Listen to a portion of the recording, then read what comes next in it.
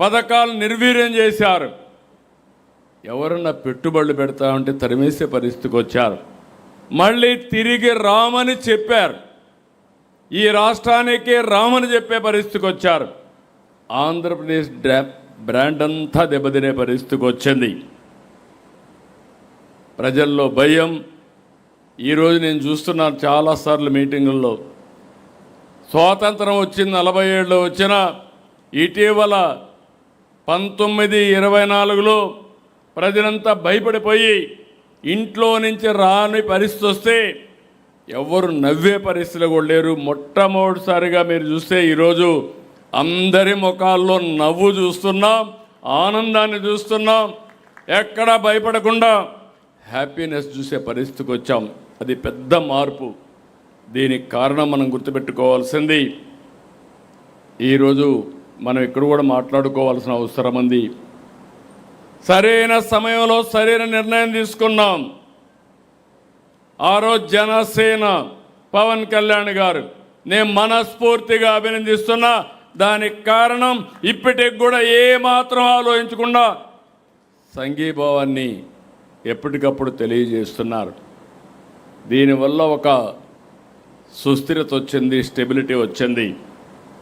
ఈరోజు నరేంద్ర మోడీ గారు ప్రధానమంత్రిగా, మనము బీజేపీ జనసేన కలిసాం, ఎన్డీఏ పెట్టాం. చాలామంది అన్నారు ఓట్లు తగ్గతాయన్నారు, కానీ నేను ఒకే మాట చెప్పాను, కాదు మీరే చూస్తారని చెప్పి చరిత్రలో ఎప్పుడూ జరగని విధంగా 164 సీట్లు 94% సీట్లు గెలిపించిన ఘనత తెలుగు ప్రజానీకాందని చెప్పి కూడా నేను మీకు తెలియజేస్తున్నా.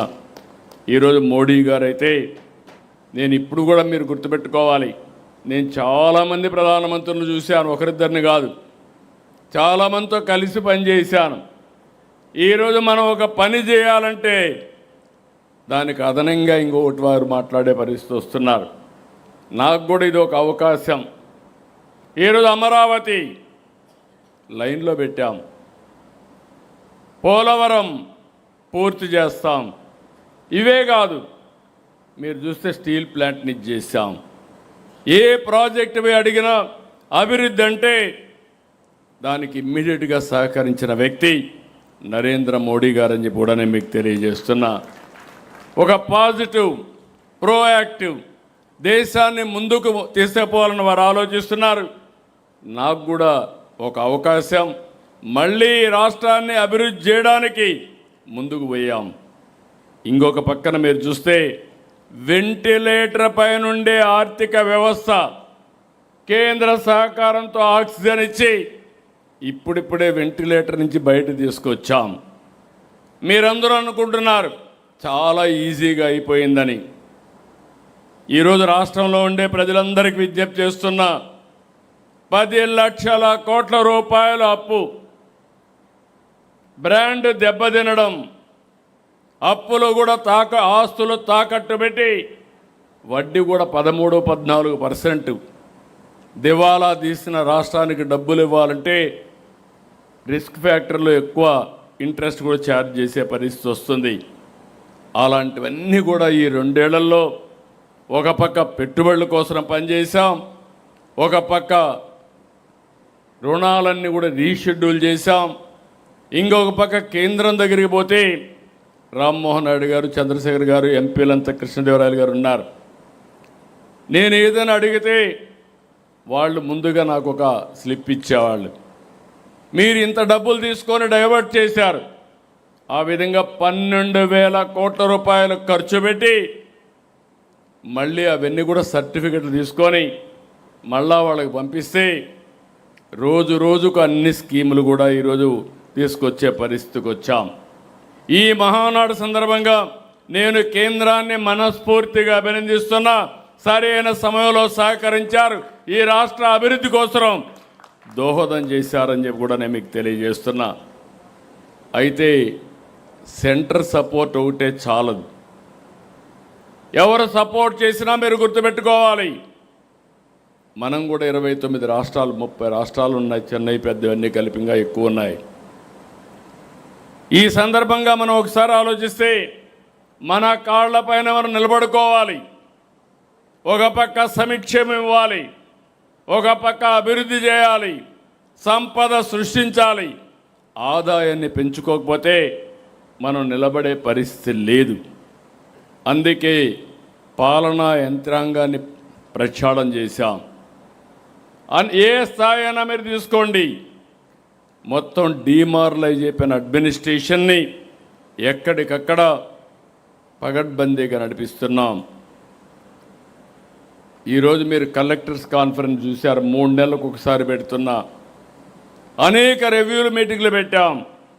ఇంకొక పక్క క్యాబినెట్ 10 రోజులకు ఒకసారి పెడుతున్నాం, నెలకు 2 సార్లు పెడుతున్నాం, నెలకు ఒకసారి SIPB పెడుతున్నాం.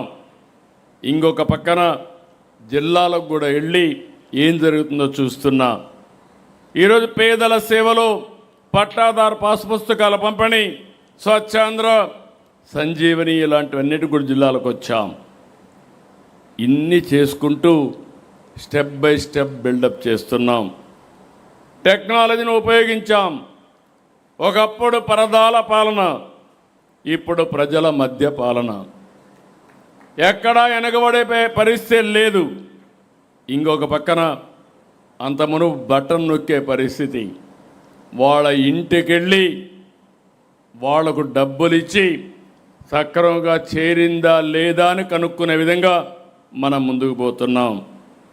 ఇంకొక పక్క సీఎం అనే వ్యక్తి పెత్తందారుగా ఉండడానికి వీల్లేదు, అదే జరిగింది. నేను నమ్మేది సీఎం అంటే కామన్ మ్యాన్. కామన్ మ్యాన్కి ఎంత అందుబాటులో ఉంటే అంత పేదవాడికి న్యాయం జరుగుతుంది. ప్రగతి అనేది ఆప్షన్ కాదు, కంపల్సరీ. ప్రగతి లేకపోతే సస్టైనబిలిటీ ఉండదు. అందుకే మీరు చూస్తున్నారు 24 గంటల్లో ఈరోజు ఇక్కడ కూర్చున్నారు. మళ్ళా సాయంత్రం పోతే ఇంకొక మీటింగ్ పెట్టుకోకపోతే మనం నష్టపోతాం. అందుకే ఎప్పటికప్పుడు ఒక్కొక్క ప్రాజెక్ట్ గ్రౌండ్ అవుతూ ఉంటే, లోకేష్ గారు ఆ రోజు గూగుల్ వచ్చిందంటే నేను ఆనందపడా. RCR మిత్తలు వచ్చిందంటే 1,40,000 కోట్లంటే ఆనందపడ్డాం. అందుకే 23 నెలలు 23 లక్షల కోట్ల రూపాయలు, చెప్పిన దానికంటే ఎక్కువ ఉద్యోగాలు 23 నెలల్లోనే సాధించగలిగామంటే అది తెలుగుదేశం పార్టీ. అవినీతి అక్రమాలకు గడిచిన ప్రభుత్వం చేసిన పనులు మీరు చూశారు. ఈరోజు మనం అన్నీ కూడా ఇది చేశాం. ఈరోజు ఇంకొక పక్క ఏది కూడా నేను నమ్మేది ఒక దూరదృష్టి ఉండాలి. ఊరికే మాటల్లో చెప్పేసి కూర్చుంటే ఏది కాదు. మీ అందరికి కూడా చెప్తున్నా, నేను విజన్ డాక్యుమెంట్ తయారు చేశాం. ఇందులో స్పష్టత ఉంది. 2047కి భారతదేశంలో ఆంధ్రప్రదేశ్ రాష్ట్రం నెంబర్ 1గా ఉండాలి, ఆప్షన్ లేదు. 2, ప్రపంచమంతా తెలుగు జాతి నెంబర్ 1గా ఉండాలి. 25 ఏళ్లకు ముందు మనం తీసుకున్న నిర్ణయం ఐటీ ఈరోజు నాకు ఎంతో గర్వకారణం. ఏ దేశానికైనా వెళ్ళండి, ఆ దేశంలో ఎక్కువ తలసరి ఆదాయం ఎవరికి వస్తుందంటే దానికి చిరునామా నా తెలుగు జాతి. దానికి నేను గర్వపడుతున్నా. ఈరోజు నా ఆలోచన ఇవి సాధించడానికి, సస్టైనబిలిటీ తేవడానికి 10 సూత్రాలు పెట్టాం. విజన్ 47 స్వర్ణాంధ్రప్రదేశ్ కోసం ముందుకు పోతున్నాం. ఇంకొక పక్క ఏదో 47 చూపిస్తాం, అంతవరకు ఏమీ కాదంటే కరెక్ట్ కాదు. ప్రతి సంవత్సరం టార్గెట్ పెట్టుకుంటున్నాం. 2029కి ఏం చేయబోతున్నాం చాలా స్పష్టంగా ఉన్నాం.